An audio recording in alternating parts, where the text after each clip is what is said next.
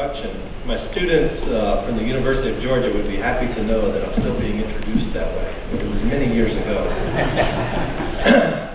First, thank you very much to Siki and to Ty for having me here. I appreciate that in your introduction you thanked me for coming, but really I sincerely mean it. The honor is mine to be able to present to you tonight. And before I begin my formal remarks, I had a couple of things I wanted to do. I traveled to Mumbai. Prakash knows that he's part of our group, and we stayed in the same hotel as the Kiwi cricket team. So for the first time, I got a little sense of the excitement around cricket. And for the first time in my life, I saw what, I don't know if this is the right term, but what I would describe as sandlot cricket games, kids playing cricket in the park. So I think I now fully understand how wonderful it was that India captured the World Cup in cricket this year. So I want to congratulate my friends who are here from India. Second, and equally as important, I wanted to thank Siki and some of the individuals who are here tonight for being part of what was a very successful U.S.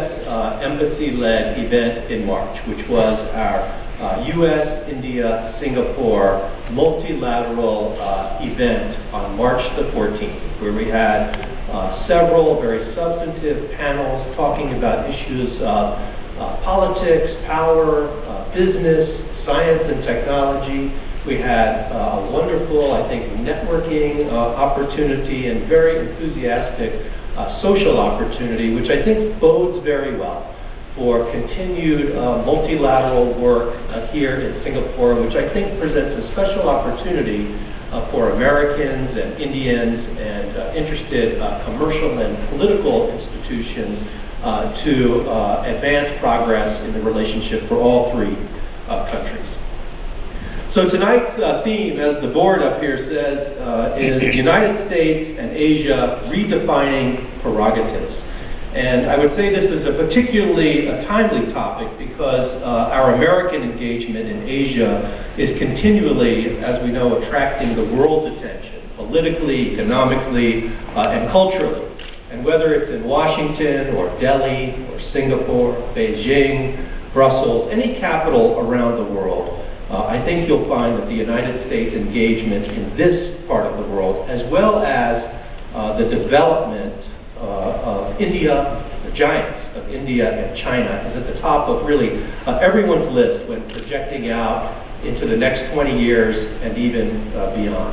Now, some of you may have seen, I think it aired last week, the interview Lee Kuan Yew did on the Charlie Rose show, where he talked about this topic, and he said that the 21st century will be a contest for supremacy in the Pacific. He warned that if the United States does not hold its ground in the Pacific, it cannot continue to be the world leader. As only he can say it, he said, a world leader must hold his ground in the Pacific. That's number one, he said. I think we can all picture him saying it that way. Number two, he said, in order to hold its ground in the Pacific, the United States must not let its fiscal deficits and the dollar, as he put it, come to grief. And of course, no person paying attention to the world news could disagree with this view. So as the U.S. ambassador to Singapore, what I wanted to do this evening is take a few minutes to discuss America's proactive policies that we have put forward toward maintaining our interests in Asia, and I suppose the policies that I think will contribute to the United States holding our ground in the Pacific. So speaking to the American prerogative, our President, Barack Obama, who for many people is really the first Pacific president of the United States, made clear on his very first day in the White House that the United States is a Pacific nation. And I suggest to you our geography, our history, our economy, and our culture are all derived from our Pacific nation status and are all, as a result, closely linked to Asia. So to begin, I would say, in essence, I do not think what we're doing today is redefining the American prerogative in Asia, but rather what I'd like to do is characterize it as reaffirming the American prerogative as a Pacific nation with its concomitant historic ties to Asia. Of course, in this room, we all know the United States is not newly arrived to Asia. Indeed, while the President has brought a new focus on Asia, and I think a useful new clarity, the United States has always been a presence in Asia, and the world can rest assured that our involvement will continue far into the future. In Asia, American priorities, I think, are clear. Secretary Clinton said in her speech in Hawaii at the end of last year, just before she embarked, I would add, on a multi-country tour of Asia, that the United States is pursuing her diplomacy along three key tracks. First, shaping the future of the Asia-Pacific economy. Second, as we have done since World War II, underwriting regional security here in Asia. And third, supporting stronger democratic institutions and the spread of human rights values throughout Asia. So let's talk a little bit about what's going on with regard to the economy. We all know the economies in Asia have been quite dynamic and growing really at astonishing rates. The G20 has become our forum of choice for all the major economies, we believe, to coordinate on these issues, especially on the issues of growth here in Asia. And the United States works closely, I would add, not just with our partners who are in the G20, but also listening to other countries who are not in the G20, not the least of which is Singapore, which I would add has now been invited for the third consecutive year, even though not one of the 20 largest economies in the world, to participate in the G20 meetings.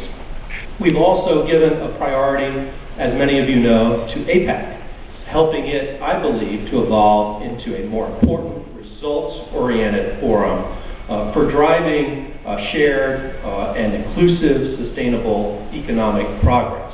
As you know, the United States in November will play host to the APEC meeting in President Obama's home state of Hawaii, I would add, no less.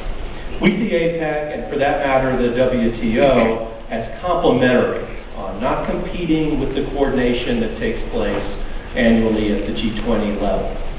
Also, the Trans-Pacific Partnership, for short, the TPP, which concluded the most recent negotiating session here in Singapore only last week, complements our bilateral trade agreements, and we do not see the negotiations in the TPP as being exclusive at all of the very productive free trade agreements we have in place, not the least of which is Singapore, which, as a matter of fact, by many measures has been our most productive free trade agreement. What we do think is that the TPP holds great promise. We think not only can it be a model for a 21st century high standard free trade agreement, but maybe more importantly, we think potentially can lead to a full Pacific-wide free trade area. Now, we're beginning the political season in the United States, and I know many people in this room follow American politics, so you'll be familiar with the refrain, "It's the economy, stupid," which many people credit for electing Bill Clinton in 1992. And for the United States, as President Obama has said in his inaugural address, our prosperity and our security are inextricably linked, but not just to each other. They are inextricably linked to the security and prosperity of the other countries around the world. And nowhere, I think, is that more clear in Asia, and in particular in the countries of India and China, and of course in places like Singapore, where we have the most trade-dependent economy in the world. So that's why I've made trade promotion my top priority as the United States ambassador here in Singapore. And as I mentioned, just last month, I led a trade mission to Delhi and Mumbai, and in the fourth quarter of last year, had a large trade mission that we took to Hanoi and to Ho Chi Minh City. The second track Secretary Clinton mentioned was regional security, the type of stability I think you've seen the United States bring to this region, especially since World War II. In terms of building regional security, we've been welcomed, as you know, by most nations in Asia. And we believe that our military and political integration in the region, and this is very important because so much of what we read in the newspaper, especially with regard to China, involves some back and forth. But we firmly believe, and we think the evidence is clear, that the security we provide in Asia is not for purposes of the containment of any country. We believe that the rise of the Asian nations, including India and China, need not come at any country's expense, and that the U.S. involvement in Asia is not a zero-sum game, and that's especially true with regard to the military and security stability we believe we bring to Asia. So in order to achieve what we think is a sustained economic progress, we believe we have to continue to invest in security and stability that comes, frankly, with the United States military presence here in Asia.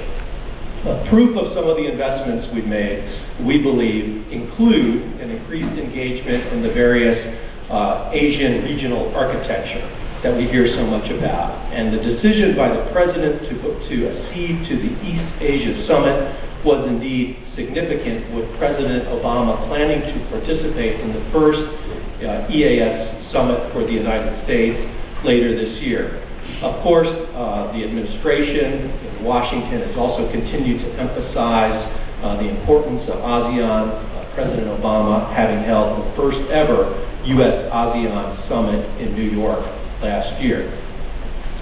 So at the same time, we're working on APEC, we're working on EAS, and we're working on ASEAN. We're working on some of the more obscure regional architecture fora, including the ASEAN Defense Ministers meeting, the ADMM +8, where Secretary Gates was the first United States Secretary of Defense to participate 2 years ago, and the Asia Regional Forum, or the ARC, which was in Hanoi last year, where you saw Secretary Clinton offer her strong comments with regard to security in the South China Sea. As important to the United States as all of this regional architecture might be, to be clear, the foundation of our relations out here are the bilateral relations, and that includes the strong bilateral friendships we enjoy with India and with Singapore. President Obama has clearly indicated his intention, I would add, to strengthen our alliances, the key alliances, treaty alliances we have out here with Japan, Australia, Korea, Thailand, and of course, the Philippines. We're loyal to our friends, and I would add that you can see no better evidence of the benefits of an American alliance than the massive effort and the enormous resources deployed by the United States in the aftermath of the triple disaster of a couple of weeks ago in Japan. In addition to our treaty allies, we're also working hard to deepen our engagement with countries that share similar values and have a history of friendship, but maybe a relationship that has not risen to the level of a formal alliance. Following the dramatic transformation of U.S.-India relations, which really began under President Clinton, continued, as you know, importantly by President Bush, President Obama invited Prime Minister Singh from India to be the honored guest at the very first state dinner held by President Obama. You may remember there were some party crashers at that event. In my view, didn't take away from the importance and the significance of the fact that India was the first country into the White House for this new president. And similarly, President Obama was the first president of the United States to visit India during his first term. So I would submit to you that the relationship between the two largest democracies in the world under this president has been elevated to a new level. We also have enhanced relations with our friends in Indonesia, Singapore, Vietnam, and others in the region. Now, of course, you can't talk about the world's security and political engagement of the United States in this region without talking about China. The United States, you may have noticed, is not the only country to have a complex relationship with China. SICI members know that both India and Singapore have similarly nuanced relations with China as China finds its new place in the world. It's our view that the United States and China should not see ourselves as adversaries competing on the world stage. And we're making every effort, and I think you see evidence of it daily, to try to grow a positive and cooperative atmosphere around the U.S.-China relationship. Our goal with China is to build a comprehensive, mutually beneficial relationship that will endure through this entire century. Now, the third track I mentioned before we begin the dialogue has to do with human rights. And those have always been priorities for the United States. We're doing a great deal in Asia, I believe, to support our values and to promote human rights. To many people around the world, the United States has long been the beacon of hope for freedom from oppression. In this regard, the United States has always led by example.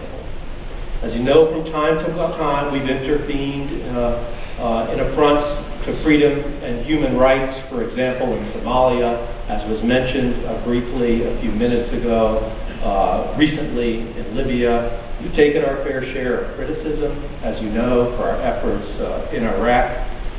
But we will not allow any of the criticism, indeed some of the stumbles we may experience, to drive us away from what is a core value of the United States. We realize that democracy and good governance and the rule of law cannot be imposed on other countries. But we remain resolved to hold America out as the great example on all of these fronts.